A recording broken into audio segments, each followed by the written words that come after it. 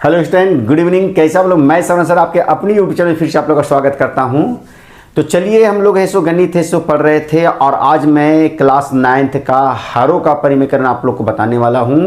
और उम्मीद है कि आज के इस वीडियो में जितने भी क्वेश्चन है आप लोग को पूर्ण रूप से समझ में आएगा।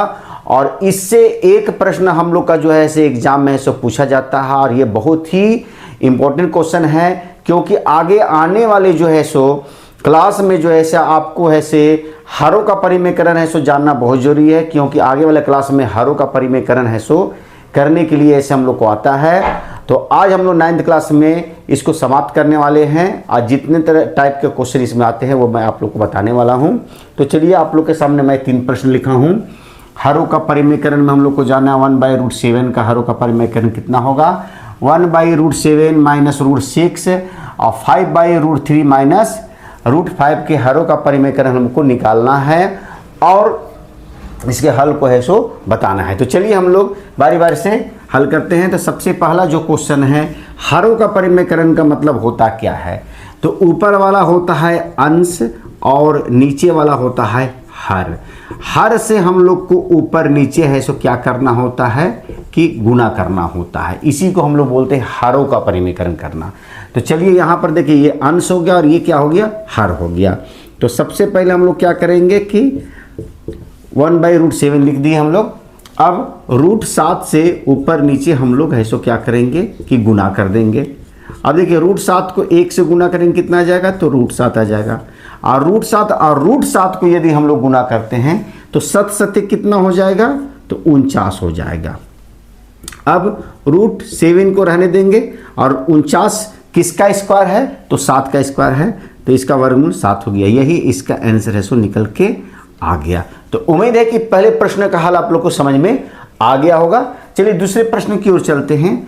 दूसरा प्रश्न में हम लोग को √7 माइनस √6 के हरों का परिमेकरण करना है। तो सबसे पहले हम लोग यहाँ लिख देंगे, सबसे पहले क्वेश्चन बता दिए। अब हरों का परिमेकरण जब करना है हम लोग को, तो एक चीज को ध्यान रखना है हम लोग को कि माइनस में यदि दिया हुआ है तो हरों का परिमेकरण जब भी करेंगे तो इसको हम लोग को प्लस में लिखना है। ऊपर भी और नीचे भी हम लोग को इसको लिखना है। इसी को ऊपर नीचे लिखना होता है। जैसे यहाँ पर √7 का हरों का परिमेकरण अंश और हर दोनों लिखना होता है। तो यहाँ पर इसका माइनस में था तो प्लस किए, प्लस रहता तो हम लोग यहाँ पर क्या करते हैं, माइनस करते हैं। अब चलिए गुना करते हैं। √7 प्लस √6 को यदि 1 से गुना करेंगे तो √7 प्लस √6 ही आएगा। अब यहाँ पर देखिए, ये a है और ये b है, ये a है और ये b है। एक माइनस में और एक क्या में है, प्लस में है। तो a प्लस b और a माइनस b आप लोग जानते हैं होता है a² माइनस b²। ये सूत्र होता है। यदि ये सूत्र याद ना रहे तो हम लोग को क्या करना है, तो ये देखिए, √7 और √7 दो बार है, तो √7 का हम लोग क्या करेंगे, स्क्वायर कर देंगे। माइनस प्लस क्या होता है, तो माइनस होता है। देखिए, सूत्र में भी आपका माइनस लिखा हुआ है। √6 दो बार है, तो √6 को हम लोग क्या कर देंगे कि होल स्क्वायर लिख देंगे यहाँ पर। अब यहाँ पर √7 प्लस √6, ऊपर वाली संख्या को, अंश को छेड़ना नहीं है हम लोग को, जो कहते हैं उसको रहने देना है। अब देखिए, 7 49, अब 49 का वर्गमूल कितना होता है, तो 7 होता है। माइनस है तो माइनस। उसके बाद यहाँ पर 6×6 36, 36 का वर्गमूल कितना होता है, तो 6 होता है। इस चीज़ को हम लोग को ध्यान में रखना है। और नहीं तो देखिए, ये 2 और ये रूट का मान कट जाएगा, ये 2 और ये रूट कट जाएगा, क्योंकि रूट का मान ही 2 होता है। तो इस तरह से हम लोग 7 - 6 को लिख सकते हैं।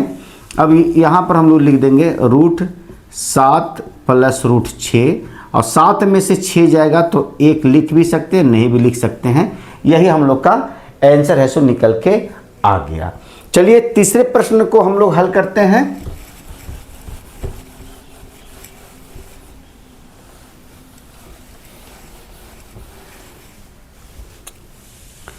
तीसरा प्रश्न हम लोग का यहाँ पर है।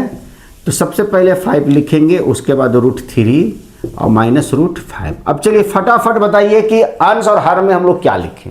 फटाफट एकदम जल्दी बताइए आप लोग, क्या लिखना हम लोग को, माइनस में लिखेंगे कि प्लस में लिखेंगे, प्लस में लिखेंगे, क्या में लिखेंगे हम लोग, प्लस में लिखेंगे, माइनस में है तो ऊपर नीचे प्लस में लिखे। अब चलिए इसको इससे गुना नहीं करना, इसको गुना में ही लिख देना है, इसको ब्रैकेट में लिख देंगे। 5 को बाहर कर दिया, √3 प्लस √5 को हम लोग गुना में लिख दिए। अब देखिए यहाँ पर फिर से वही रूल आ गया, तो यहाँ पर हम लोग क्या लिखेंगे, √3 का स्क्वायर माइनस √5 का स्क्वायर लिख दिए यहाँ पर। अब यहाँ पर क्या करना है कि हम लोग को 5 लिख दिए, ऊपर है सो √3 प्लस √5 और नीचे हम लोग का कितना हो जाएगा, तो ये और ये कैंसिल, ये और ये कैंसिल, तो यहाँ 3 माइनस कितना लिखा गया, 5 लिखा गया।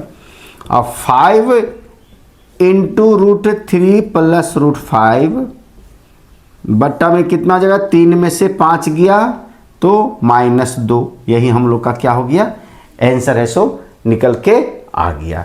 कभी कभी ये आंसर जो है हम लोग को किस रूप में लिखा हुआ रहेगा, जैसे ये लिखा हुआ रहेगा -5/2 इस तरह देगा और ब्रैकेट में रहेगा √3 प्लस √5, ये आंसर, ये भी लिख सकते हैं आप आंसर, और नहीं तो इसको भी लिख सकते हैं।